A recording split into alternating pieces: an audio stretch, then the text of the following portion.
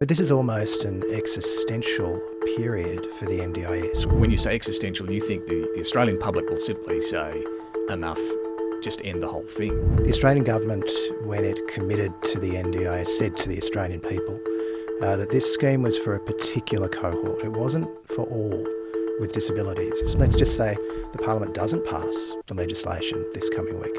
The growth curve continues. There's a conflict in the way the legislation is being brought to the Parliament. Why is an Inspector-General needed? It's a check and balance, if you like. Amidst all the noise this week about melons and prime ministerial judgment, there was in fact quite a lot of behind-the-scenes negotiation going on the policy front, specifically on gambling ads, the News Media Bargaining Code and the NDIS. This week, we're going to have a look at the last of those issues. The government announced plans before the May budget to rein in the growth of the NDIS. As Labor likes to remind us, when it came to power, the NDIS was growing at an annual rate of around 22%. It's now growing at about 11% a year, and it wants to get that growth rate down to as low as just 2% a year, at least for the next 4 years. It is a big ask, and the budget is relying on it. On Friday, a Senate inquiry into these changes tabled its report. And after several meetings through the week between Anthony Albanese and Angus Taylor, it looks like a bipartisan deal will be reached early next week to pass these reforms into law. Now, many in the sector are deeply concerned about these changes and what they'll mean for the lives of people with a disability. But few disagree that something needs to change to put the NDIS back onto a sustainable path. Martin Laverty was one of the original architects of the scheme and served on the board of the National Disability Insurance Agency for 8 or 9 years. He's now the chief executive of Aruma Disability Services, one of the country's largest disability providers. And I'm keen to explore what he thinks the NDIS should look like into the future. I'm David Speers on Ngunnawal Country at Parliament House in Canberra. Welcome to Insiders on Background. Martin Laverty, thanks so much for joining us. Welcome. Thanks for your interest, Dave. So, generally speaking, you support the need to curb the growth of the NDIS. You're not aligned with some of the disability advocates who are resisting these changes entirely, but you do have some concerns and suggestions about how this should be done. Let's start with the main aim here. Is it necessary and is it achievable? Is it possible to bring that growth rate down from where it is at about 11% a year to just 2% a year? Well, David, this is almost an existential period for the NDIS. When the Productivity Commission in 2011 outlined the scheme, it said that by about now there should be 500,000 Australians with permanent significant disability in the scheme, and it should cost about $28 billion per annum. The reality is that there's almost twice that number in the scheme today, and the cost, not surprisingly, is twice that which was originally intended. I'm unashamed in sticking to the plan that the Productivity Commission outlined, in part because that was the compact with the Australian people that asked for additional taxpayer investment for a specific cohort of people with permanent and significant disabilities. Back in 2012, Prime Minister Gillard needed to be persuaded to legislate this scheme. Tony Abbott ran towards it to strike a bipartisan arrangement. But what they didn't do was get very specific in the legislation about who should be eligible and what should be funded through the scheme. So in 2026, this is the third time a government has attempted to restore the intent of the Productivity Commission. That's why I'm not only supportive, but think it's essential that this coming week the Parliament passes these amendments, because the counterfactual is even worse. Well, that's the thing. You're saying it's existential. I mean, some supporters of the NDIS say, this is unnecessary. You could just, tax gas exports more, find more money to pay for this. But you're saying if it keeps growing at this rate, when you say existential, you think the Australian public will simply say, enough, just end the whole thing. The Australian government, when it committed to the NDIS, said to the Australian people that this scheme was for a particular cohort. It wasn't for all with disabilities. In fact, the plan was that we would see 3 different stages, 500,000 people supported through the NDIS with permanent significant disability. Then another group who have mild to moderate disabilities supported through foundational support programs. And then the third group is the entire Australian community, embracing this idea of social inclusion so that no matter where people live, that we overcome the barriers and discrimination that prevent people with disability from fully participating in the Australian economy. And then, so roughly with the government's numbers, there's about 900,000 people on the scheme at the moment. It's saying it wants to bring that down to 600,000. Would that be about right by, I think it's the end of the decade, isn't it, that size? That restores the Productivity Commission's original forecast for the end of this decade. And if we don't achieve that, we have to consider what the alternatives. Let's just say the Parliament doesn't pass the legislation this coming week. The growth curve continues. Now, I don't know who's going to win the next election or indeed, and importantly, the election after that. I would much prefer to have an empathetic government now and a very supportive coalition. The Labor Party, the Liberal National Party, they supported the establishment of the NDIS on the plan that the Productivity Commission put forward. And that, I hope, is what they vote yes for. Well, let's look at whether these are empathetic changes, because to get that growth rate down, I mean, Labor's, in the time that it's been in government, made some steps on tackling fraud and so on, but clearly that growth rate at 11% is still a long way from where it needs to be. So there are a number of changes. Let's start with eligibility for the scheme itself. Who gets to go onto the NDIS? It would be based under these changes on functional capacity rather than diagnosis. Now, that sounds sensible, but how you make that assessment isn't necessarily straightforward.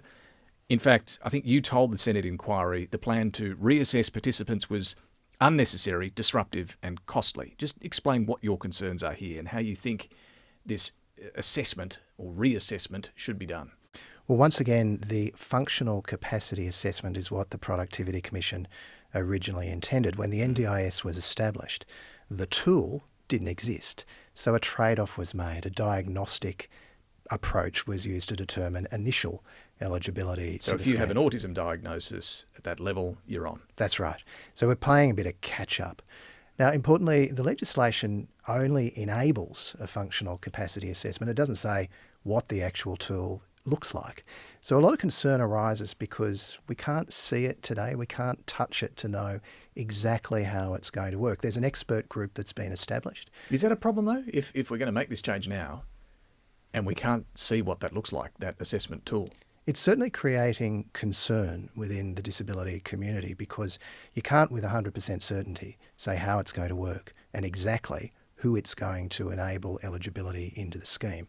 But we have to take government on good faith that they're establishing the enablement of this new assessment tool, which the Productivity Commission originally proposed. Now, one of the challenges that I've put to the government is that if you have a permanent and significant disability, particularly that cohort of about 34,000 NDIS participants who live in supported independent living, you can almost take supported independent living disability accommodation as a proxy for a really significant disability. And so you're saying they don't need to be reassessed all the time? We'll be asking them to go through a bureaucratic process that for some will be disruptive, that for some is simply a red tape obligation that will achieve no change in their eligibility. But you're talking about 30 or 40,000 out of 900,000 people on the scheme. It's a small number that you're saying don't need to go through these reassessments. That's right. And when I've raised this with both department,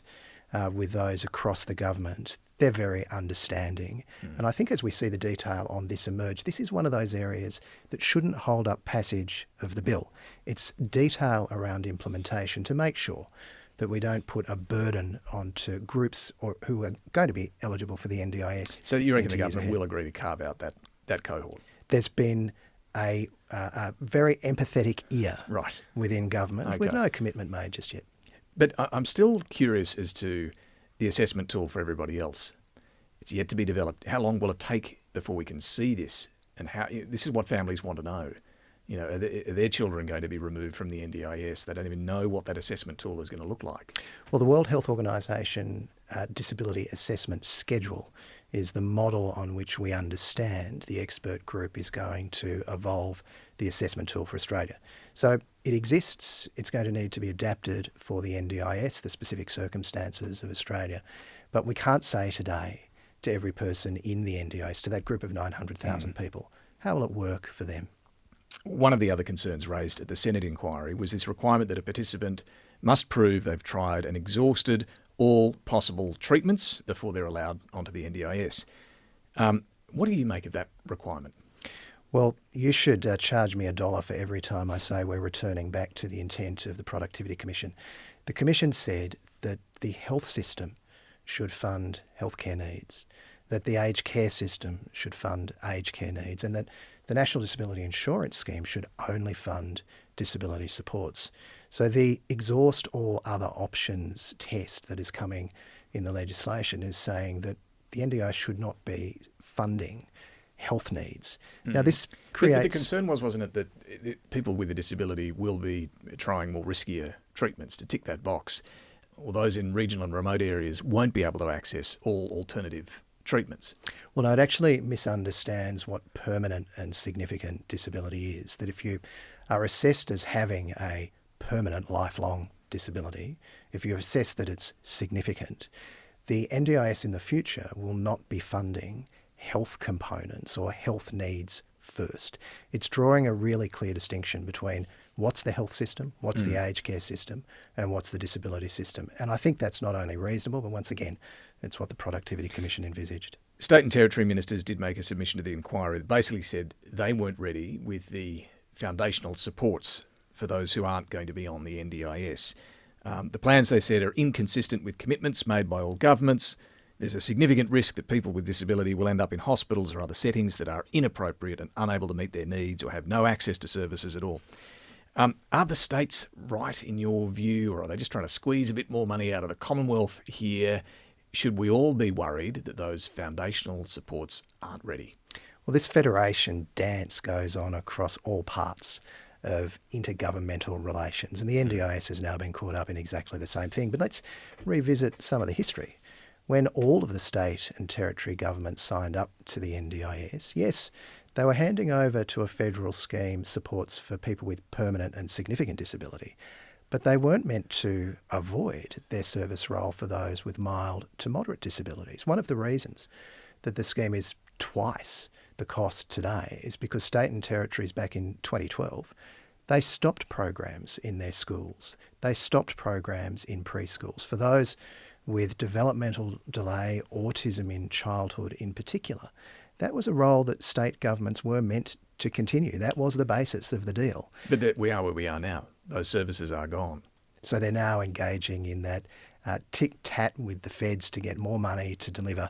We shouldn't forget that there's a $10 billion commitment for foundational supports to be deployed over the next few years. The challenge is that it commences in October. We don't yet see all state and territory governments committed to delivery from that date. The Queensland government in particular is still holding out. I understand why they'd want to do so. There's perhaps a better financial deal on offer. But it's another compounder for the uncertainty that those who are unsure, will they be eligible for the NDIS in the future? And if they can't see the alternate programs available to them, they're quite legitimately very concerned about what happens. They're right to be worried. Whoever's to blame, their federal or state governments, particularly in Queensland, they're right to be concerned about this. Those services aren't going to be there in October. I've spoken to dozens of families through my day job who know that their children probably will be redirected to programs outside of the NDIS into the future. It would have been a whole lot easier if we could say, guess what, they're in place, we can go and see them, we can manage that transition. And that's creating this public concern that's getting caught up in, should we legislate now, should we have the programs in place first? If this had been better sequenced, it could have been a whole lot smoother. And who are we talking about here? Because the government's a little bit reluctant to be too specific about who's going to be removed from the NDIS or denied access to the NDIS and put on foundational supports. Are we talking kids with autism mainly? Those with a perhaps undiagnosed disability, a mild to moderate matter in their life that mum, dad or carer are concerned about, that at the moment they would have access into the scheme, even if there wasn't a diagnosis in place. What happened before the NDIS is that our schools, our health services, Community health programs, they are where families would go to work through that diagnosis and to get those early interventions.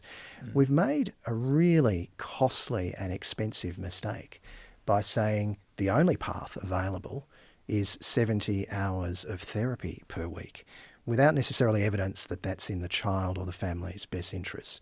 Foundational supports is actually wanting to put the evidence base back into what's the best diagnosis pathway, what's the best strategies for families, mum, dads, carers in particular, to adapt to their child's circumstances where it's a mild or moderate disability. Let's look at now those who are still going to be on the NDIS, but the big saving that the government is hoping for there is changing what's called the social and community participation programs. I think it wants to halve the spending. This is funding in your NDIS package to allow you to have a support worker help you get to work, or a community activity or an appointment. What are your thoughts on halving that sort of spending? Well, before getting to that, there's a conflict in the way the legislation is being brought to the Parliament. It says on one hand there will be a support needs assessment, a process where once you're deemed eligible, you then go through another assessment, support needs assessment, and it'll determine how many hours of support per week you should be entitled to. Then another part of the legislation gives the minister to override and say, across the board, we're going to reduce community and civic participation expenditure. So what's the point of that second assessment then if the minister's overriding it? I'd much prefer to see the support needs assessment be the determiner. What's right in an individual's circumstance? If they need X hours of support per week, it should be resourced. Now, I'm not going to argue about the right of an elected government to determine an appropriation for an expenditure, and that's what this legislation is seeking to do, that community and civic participation will be funded at a level determined by the minister. But is that going to be based on what that person needs, based on a clinical assessment? That's the conflict, that if you're having a support needs assessment that says X and then there's an across-the-board cut, it's unclear how that will be operationalised. Now, I have raised this with the government. I've raised it with the department. Again, I'm assured it's one of those areas that in the implementation is going to be worked through, because this won't surprise you, the support needs assessment isn't finished yet either, to be able to look at how that's going to interact with the way in which a minister can curtail expenditure. So again, you can understand the concern here. We've heard through the Senate inquiry a lot of fear around increased social isolation. If people can't get out to anything in the community, or as much in the community as they currently are, be it work or an appointment or a social activity, you've got that isolation. We heard at the inquiry a higher risk of abuse as well. That's often what happens when people are more isolated. Do you share those concerns? I do. And that's the reason that I've put to the government the importance of two very specific carve-outs. The first is that if you're a resident in supported independent living, your only mechanism of accessing the community, leaving home, is through social community participation. So we want to ensure that we're not seeing arbitrary cuts in disability accommodation that might mean someone is unable to leave their home. The second is employment, really importantly, that the whole idea of the NDIS was for those with a significant permanent disability who, with support, could be able to hold down a job. We shouldn't be seeing a reduction in their ability to participate in a normal work life. That's not in anyone's best interest. And are you getting any sort of positive or sympathetic responses from the government on those concerns around this element? Positive, empathetic, sympathetic, but not yet written down. Okay. Well, this ministerial power, and there are broader ministerial powers on a few fronts with these changes proposed by the government. That's also been a concern of the states and territories as well. They don't like the fact the Commonwealth Minister can have this power in his hands. It brings me, I suppose, to the idea that you've put forward, which is for an NDIS Inspector-General, a statutory Inspector-General, to oversee this, and I suppose give greater comfort to the families worried about those ministerial powers and other changes that are coming. The government says, look, we've already got a bunch of oversight bodies, the NDIA, the NDIS Commission and so on. Why is an Inspector-General needed? Because the NDIA is not relating to the Commission, is not relating to the state and territory governments. We're about to see state and territory governments return to service delivery. As a service provider, I know that the price that I am paid to deliver a unit of support is 5% more expensive than the price that I'm actually paid by the agency to meet the safety standards of the Commission.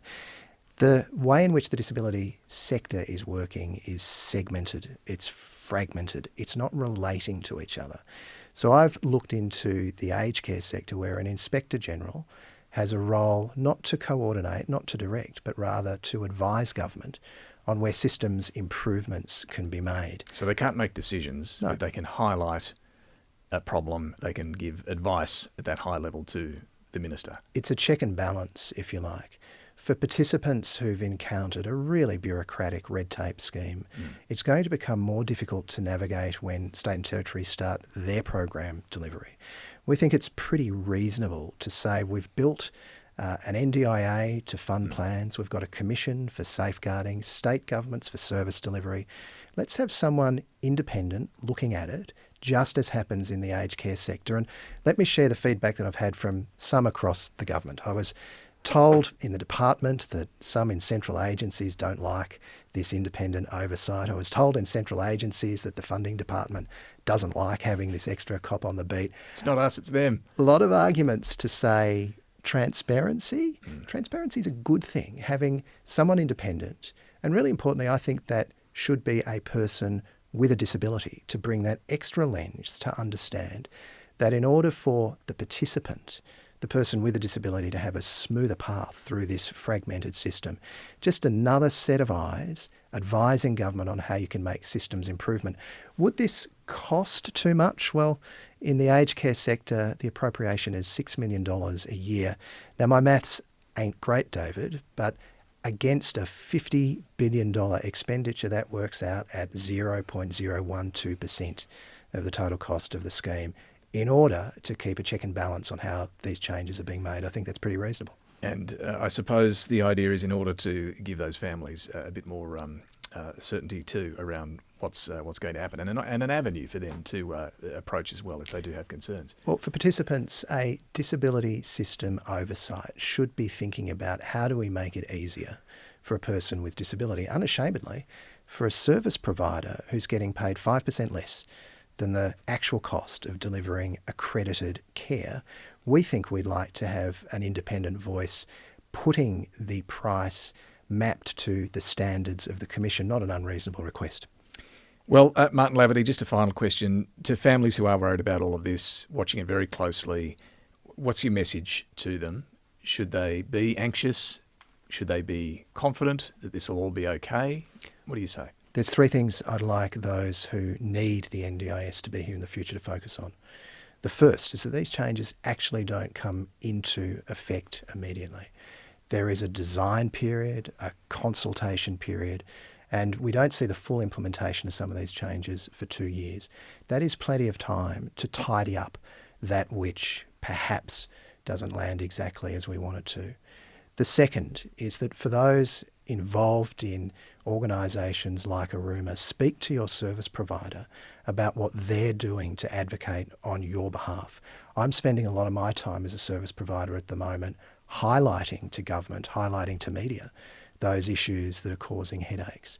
But the third, which is perhaps the most important, if we don't make these changes now and the NDIS continues to remain unsustainable into the future, I'm very concerned that a future government that we don't necessarily know who that government might be led by might see the NDIS very differently. This is the time in which to save the NDIS for the 500,000 Australians with permanent significant disability so that it's here for decades to come. Martin Laverty, we will be pursuing all of this with the government and seeing where it lands in the coming days, but thank you so much for giving us a better understanding of what is being proposed and perhaps where it does need to be tweaked. Thanks for joining us. Thanks for your interest, David. And we will be talking to the Minister for the NDIS, Jenny McAllister, on Insiders Sunday morning, so I hope you can join us for that. PK will be back in the podcast feed on Monday and we'll return with another edition of Insiders on Background at the end of the week. Bye for now. You're making us all feel very excited about being here.